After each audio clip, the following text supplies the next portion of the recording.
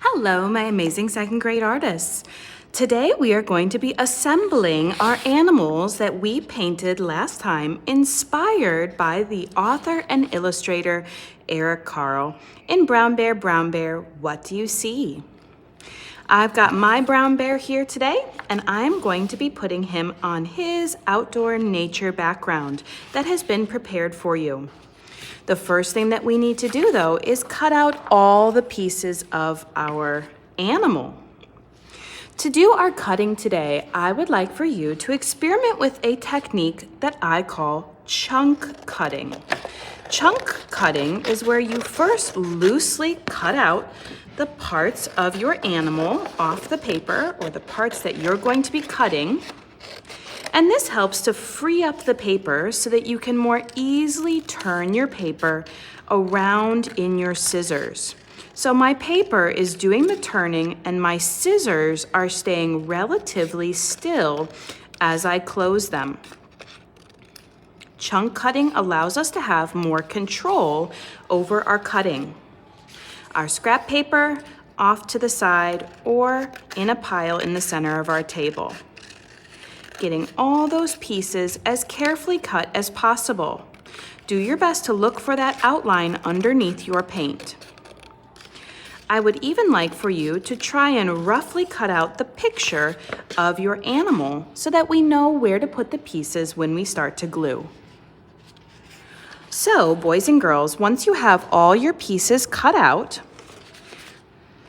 then we're going to start arranging them onto our paper. It may be helpful for you before you start arranging to take and throw away your scrap paper. Then, with your background in front of you, we want to start putting all of our pieces onto that paper. If you have an animal that has a ground, please make sure that your animal is touching the ground. Lay your pieces until it makes sense that these are the pieces that need to be, and that there is some nice room on your paper. We want our animal to be right in the middle of our paper and setting on the ground. Once you have done this part, I would highly suggest taking your glue stick and gluing down the pieces that are on the top of your animal. So for example, this piece needs to have a little bit of glue here to stick this leg onto it. And the back leg, put some glue and stick it down. That way we can have just a nice big piece that we can lift up and glue down where we want it to be.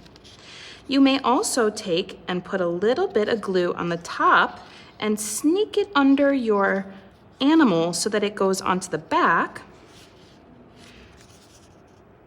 We're gluing all of our pieces into one animal before we glue it onto our background paper.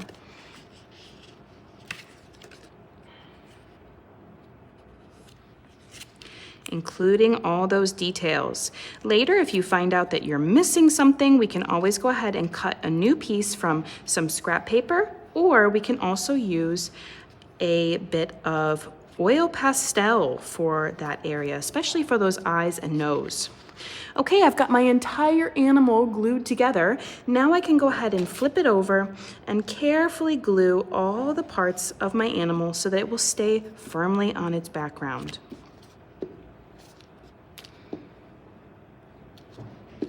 With your glue stick, make sure to only roll it up just a bit so that when you are pushing your glue, it doesn't smear and fall off your glue stick. That's always so uncomfortable. Okay, now I'm ready to put my bear down. Pat, pat, pat. Awesome. I can go ahead and finish up with some finishing details. I can take a little bit of oil pastel, and if I would like to, I can continue to add some texture to my animal. Maybe a little bit of shadow in some places. Even on the ground, I can add a little bit of shadow underneath where he's standing. Or if I need to go back and add an eye, I can do that as well. All right, boys and girls, once I have added a few finishing touches with my oil pastel, my animal, inspired by Carle, is all finished. My name should already be on the back, and we can put it on the drying rack. Well done today.